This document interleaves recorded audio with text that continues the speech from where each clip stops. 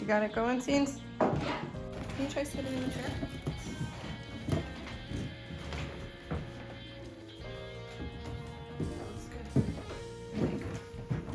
I'm Stephanie Schultz. We're here in Milwaukee, Wisconsin in my lovely home. I'm an apparel designer here in Milwaukee. I also really love fashion history and some macabre things as well. So what I like to do as an apparel designer is merge history, especially macabre history, with my own interpretation and putting a contemporary view on historical fashion. Hey, do you recognize this? Oh, yes. So this is the ceiling of the Pfister Hotel. Wow. And I was selected as the artist in residence at the Pfister Hotel from the years 2018 to 2019.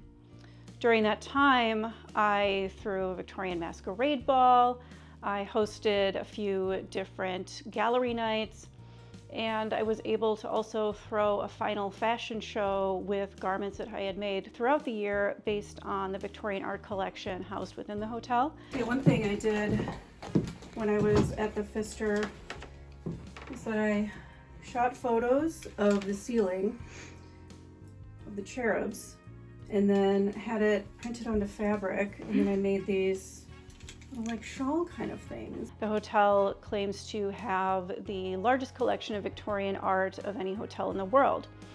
And I really wanted to play into that as an apparel designer because a lot of these Victorian paintings have some really incredible outfits in them, but I wanted to do my own interpretation of a lot of these gowns.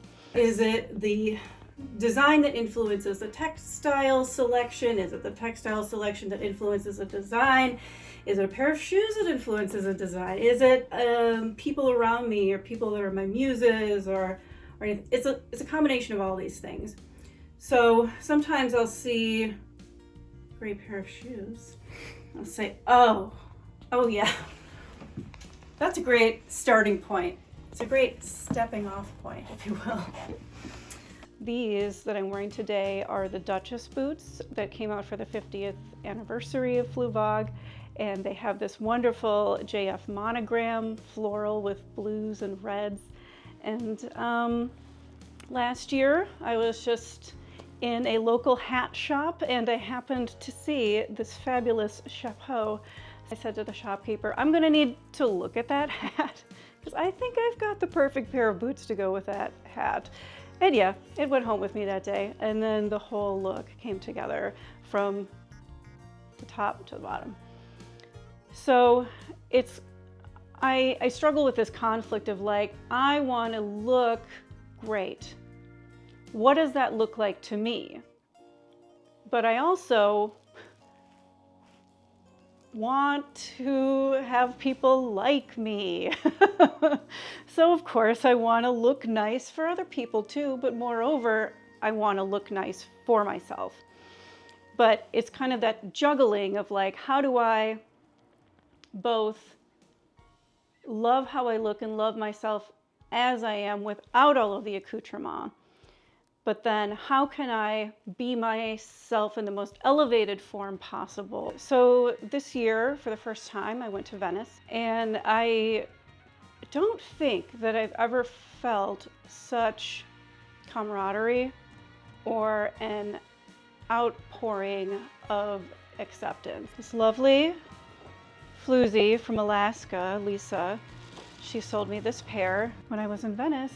Lisa was in Venice, so we met up and we had some chiquetti together.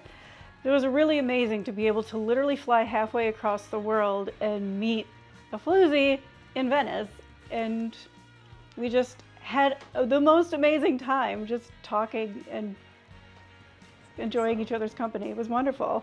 I mean, there have been moments like that in my life, of course, but as someone who's always felt nowhere has felt quite right for me existing as a person. Everywhere it's been like, I'm always a square peg in some capacity. I'm trying to fit into that round hole, but I'm always gonna have edges, you know? So it was such an incredible experience to be with so many like-minded people, and I feel like that was probably one of the most life-altering experiences of my entire life, knowing that, you know, there's other people like me out there.